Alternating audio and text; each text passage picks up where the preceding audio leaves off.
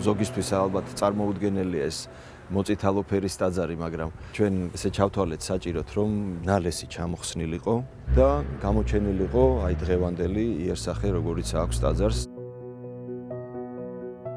ამ ტაძარს თავდაპირველად ჰქონდა ერთგვარი გემის ფორმა. ანუ ფრთები არ ჰქონდა მიშენებული. 1907-ში მოხდა ფრთების მიშენება. ტაძარი იყო კირით შეთეთრებული. მაშინ რუსული ხახვისთავა გუმბათები ედგა ამ ტაძარს და ტაძარის თეთრი იყო. თბილისში კუკიაზე მდებარე წმინდა ნინოს სახელობის ეკლესია 1895 წელს გაიხსნა. თავდაპირველად აქ პატარა და დაბალი ქვის საყდარი იყო. შემდეგ ეკლესია მრავალწლიანი ისტორია განვლო. დღეისათვის კი უკვე 130 წელს ითვლის. კუკიის წმინდა ნინოს სახელობის ტაძარს შეუსრულდა 130 წელი. აქ იყო ძველი სასაფლაო. სასაფლაო იწყებოდა ნეველის ტაძრიდან, რომელიც მდებარეობს ჩვენს ქვევით. თავდაპირველად ერქვა ამ სასაფლაოს ნეველის სახელობის სასაფლაო.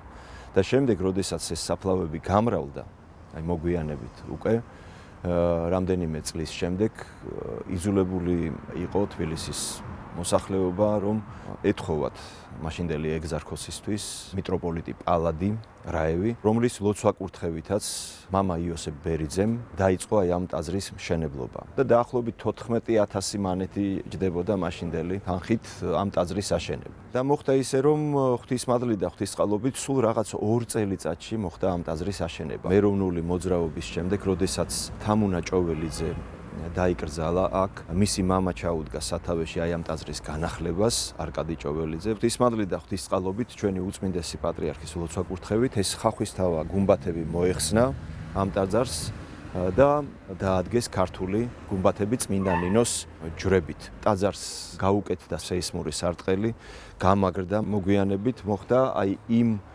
ნალესის ჩამოხსნა და გამოჩენა აგურისა და დამუშავებული აგური ჩანს ახლა. აქ დაგხვდა ზარი, რომელიც იყო ზარბაზნებისგან ჩამოსხმული და მოგვიანებით მოხდა ამ ზარის ისევ გადადნობა და ღვთისმადლით და ღვთისწყალობით უკვე 2013 წელს მოხდა დიდი ზარის დაკიდება და შემდეგ კიდევ 2 შევძინეთ ტაძარს დიდება უყვას ახლა 3 ზარი ამშვენებს ტაძარს. მიტროპოლიტ პალადის წმინდა ნინოს სახელობის ტაძრის აგება დიაკვან იოსებ ბერიძისთვის დაუვალებია. სწორედ ამ ტაძარში აკურთხეს მღვდლად მამა იოსები, რომელიც შემდგომში ეკლესიის პირველი წინამძღვარი გახდა. ამ ტაძრის აშენებამდე რამდენიმე წლით ადრე აშენდა დროებითი ტაძარი, ქვის ტაძარი ხის გადაახურვით, სადაც მსახურობდა მამა იოსებ ბერიძე და სადაც იკურთხა იგი მღვდლად. დეკანოზი იოსებ ბერიძე კუკიის წმინდა ნინოს სახელობის ტაძრის ეზოში განისვენებს.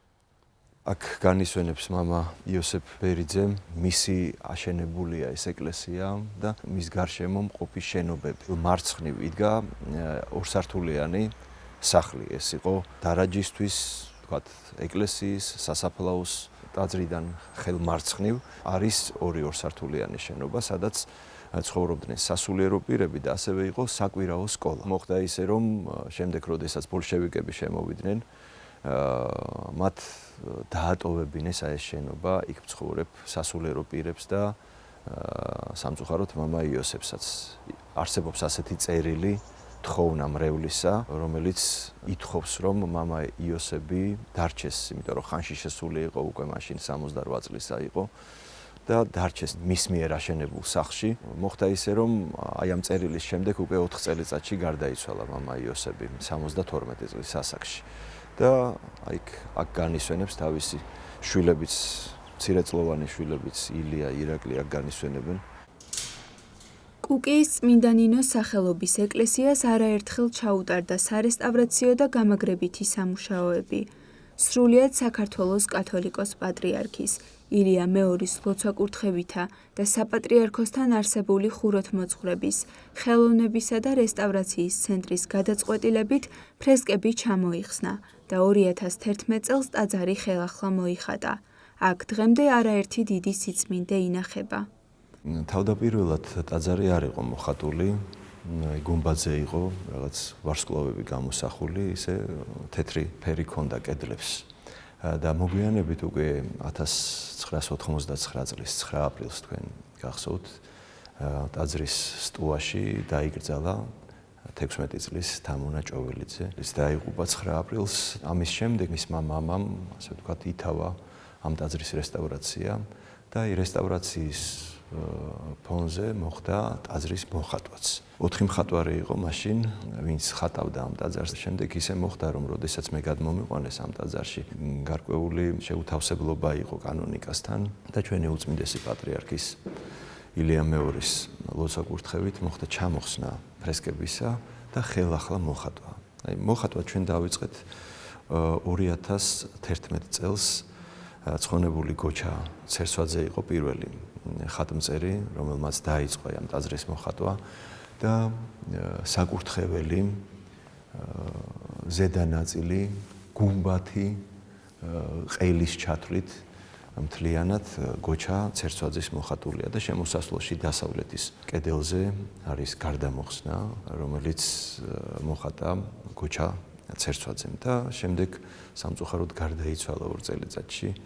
იგი და მხატვრობა, ანუ ტაძრის მოხატვა გააგრძელა გიორგი ვართაგავამ და ღმერთის წყალობით, ღმერთის მადლით უკვე 2014 წელს დავასრულეთ. ჯვარცმა არ იყო ტაძარში, მრევლის შემოწირულობებით, ღვთისმადლით და ღვთისწყალობით დაამზადა თამას ჩეტკოშვილმა. კანკელის დამზადება ტაძრის გახსნისთანავე მოხდა.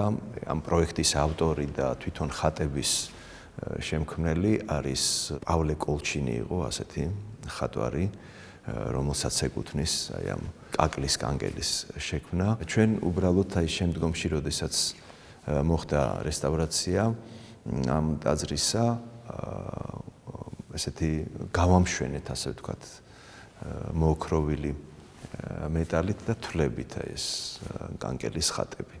ჩვენი ტაძარი გამორჩეულია იმით, რომ გახსნის დღიდან მსახურება არ შეწყვეტილა და არ დაკეტილა ტაძარი. თბილისში სულ რამდენიმე ტაძარი იყო მოქმედი და მათგან ერთ-ერთი იყო ჩვენი ტაძარი, რომელშიც მუდმივად მსახურობდა რამდენიმე მოძღვარი. ასევე გამორჩეულია იმით, რომ ჩვენ ტაძარში რამდენიმე წმინდანის წმინდა ნაწილია დაბრძანებული. ეს არის წმინდა დიდმოწამე ევსტატი ბლაკიდას ნაწილი, წმინდა დიდმოწამე ანასტასიას წმინდა ნაწილი. ჩვენ ტაძარში ასევე არის უჯარმის ჯვრის ნაწილი. უჯარმის ჯვარი მოგეხსენებათ, ეს არის წმინდა ნინოს მოღვაწეობის პერიოდში სასწაულებრივად გამოცხადებულ 3 ადგილზე აღიმართა 3 ჯვარი. ეს არის მცხეთის ჯვრის ადგილი, თხოთის მთა და უჯარმა. და სწორედ უჯარმის ჯვრის ნაწილია ჩვენამდე მოღწეული, როგორც ცნობილია თვითონ ეს ჯვარი დაკარგულია, აღარ არსებობს დღეს და მხოლოდ ეს ერთი წმინდა ნაწილია ამ ჯვრიდან შემორჩენილი. ასევე ჩვენ ტაძარში არის მაცხოვრის საფლავის ქვა, რომელიც 2 წლის წინ იერუსალიმში მაცხოვრის საფლავის ეკვდერს რესტავრაციის ჩატარების შემდეგ შეუცვალეს საფლავის ქვა და ამ ქვის ნაწილი ჩვენმა ერთ-ერთმა მრევლმა ჩამოაბრძანა იერუსალიმიდან და მისმა ოჯახმა შეამკო და ჩვენთან ტაძარში არის დაბრძანებული. კუკიის წმინდა ნინოს სახელობის ტაძრის ეზოში წლებია ფუნქციონირებს სამრევლო სკოლა, რომელშიც მოსწავლეები საეკლესიო გალობას, წმინდა წერილსა და სხვადასხვა ხელსაქმეს ეუფლებიან. საერთო ჯამში 25 ბავშვია დაახლოებით, რომლებიც გალობას სწავლობენ, ახალ აღთქმას, ძველ აღთქმას, წმინდა წერილს სწავლობენ. ამ დროს ხელსაქმესაც სწავლობენ. თავარია, რომ ძალიან დიდი სიყვარული არის ტაძარში. სიყვარული, რა თქმა უნდა, მრევლშიც გადადის, როდესაც მოთხრები ცდილობენ, რომ ერთმანეთს არაფერი აწყინონ, გვერდში დაუდგნენ, ყველანაირად ცდილობენ, რომ სიყვარული იყოს, მაშინ ეს მრევლზეც გადადის და ძალიან დიდი სითბოა. დიდი დრო შრომა დაჭირდა ჩვენი წინამძღვრის მეშვეობით, მოკლედ ყველაღონე ვიხმარეთ, რომ აი ეს გაკეთებულიყო და გამშვენებულიყო.